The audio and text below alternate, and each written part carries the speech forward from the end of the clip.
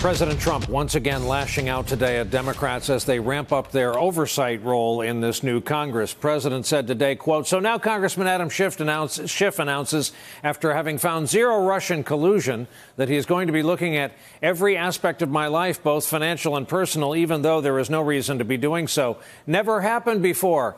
Unlimited presidential harassment." Axios reports Democrats are promising an MRI of Trump's finances. Quote, House Democrats led by Chairman Adam Schiff's House Intelligence Committee are about to begin investigating Trump's family business. The Democrats are hiring staff with deep expertise at tracing cash flowing through complicated property transactions. And just today, a House Ways and Means subcommittee held their first hearing about obtaining the president's tax returns. President Trump, of course, is the first modern president since Nixon not to release his tax returns. Tonight, a committee Democrat said the law is on their side as he sees it. Meanwhile, here is a reminder of what the president told the New York Times about Robert Mueller possibly looking into his finances. This was in July 2017. Mueller was looking at your finances, your family's finances, unrelated to Russia. Is that a red line? Would that be a breach of what his actual... I would say yes. Yeah, I would say yes. Our guests remain with us, Peter Baker, Maya Wiley, and Tal Koppen. Peter, I'm reminded you were in the room where it happened for that very recording. Fast forward to now. A lot of talk on this broadcast and others that the president's chief worry should be Southern District of New York. He should worry more about the cumulative effect of the 17 or so other investigations. But today, these Manafort documents may have an effect of kind of refocusing the mind on one Robert Mueller. Well, that's right. Of course, Mueller is the one big piece of this investigation. Obviously, the president has tried to discredit him, saying he is running a partisan investigation. But unlike House Democrats, he's not an elected official. He, in fact, is a lifelong Republican. He represents, a lifetime of law enforcement experience. So in many ways, he represents, the biggest threat to the president in that regard. When he said that, we asked him about the red line in that interview. Some people said, well, you goaded him into it because we asked the question. He chose to answer it the way he did.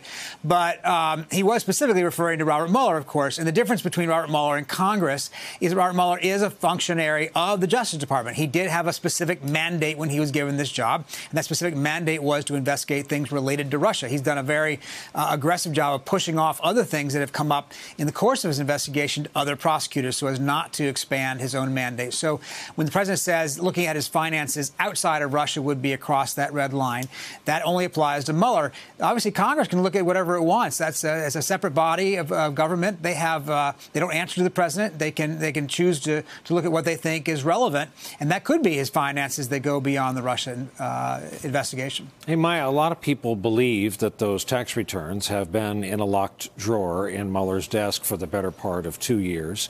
We do have restrictions on just who can go rooting around in whose tax returns. But could this fight that this subcommittee is about to wait, are we talking about months or years of fighting back and forth over this? It certainly could be. I mean, anytime you may end up in court to have a fight about what Congress can have under subpoena, it could be tied up for a very long time. And we're also talking about something, if it happened to go all the way to the Supreme Court, we don't know what the Supreme Court would decide, because remember that in most cases when there's a contempt issue with Congress either resolves it and negotiates with the person before it goes to court, or if it goes to court, they get rid of it and resolve it long before it goes all the way up to the Supreme Court. But, I just want to go back to something that Peter said, because it's actually important. The charge that Rod Rosenstein gave to Robert Mueller was actually broader than just saying Russia, because the way it was worded said Russia, essentially Russia collusion, or anything else that comes up that you find. Yeah. And what Congress is really doing here is tracking the same trail that Mueller's own indictments have laid for Congress, that have called into question whether or not Donald Trump is making decisions in the best interest of the country, or whether Donald Trump is making decisions in the best interest of his own personal financial position.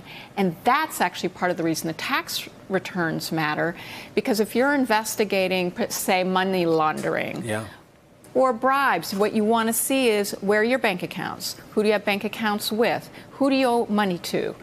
You know, it gives you the picture that helps you find additional trails of evidence. It's not so much that the tax returns itself will be a smoking gun, but it is the case that the tax returns can be very helpful in additional steps of investigation in terms of his financial interests. Hey, Tal, it's only been a minute, but I want to play something for you and remind all of us what the president said at one point during the State of the Union. If there is going to be peace and legislation, there cannot be war and investigation. It just doesn't work that way. So, Tal, let's talk about the enforceability of that attempt at a rhyme. And if it won't be at the president's expense, something like, we keep talking about Infrastructure Week, but something that both parties could get behind, and if we're not careful, could actually improve life for all of us in this country. Yeah, I mean, that was a doozy of a sentence that, you know, I think made a lot of lawmakers sit up, where you equate war and investigations in the same breath. I mean, let's be honest, first of all, about what any House typically does. The House always does a ton of legislating, sends a ton of stuff over to the Senate, which is much, much slower paced and sits on legislation. So to a certain extent, hyperactivity on the House side of the Capitol is not entirely unusual. And, you know, committees can do these sort of investigatory hearings and move legislation at the same time. And, you know, knowing Nancy Pelosi, who is extremely strategic, extremely calculating in all the moves she makes, she's not going to allow her members to appear as if they're only investigating and not actually moving things. Now, the question is whether any of those things being moved actually have a chance in advancing in Washington and in any administration, and certainly in this divided Washington we have right now. The safe bet is usually on things not becoming law. So we're going to see how it all plays out, but there's no reason that there isn't going to be some juggling of both messaging and investigations and messaging through legislation. Hey there, I'm Chris Hayes from MSNBC. Thanks for watching MSNBC on YouTube. If you want to keep up to date with the videos we're putting out, you can click subscribe just below me, or click over on this list to see lots of other great videos.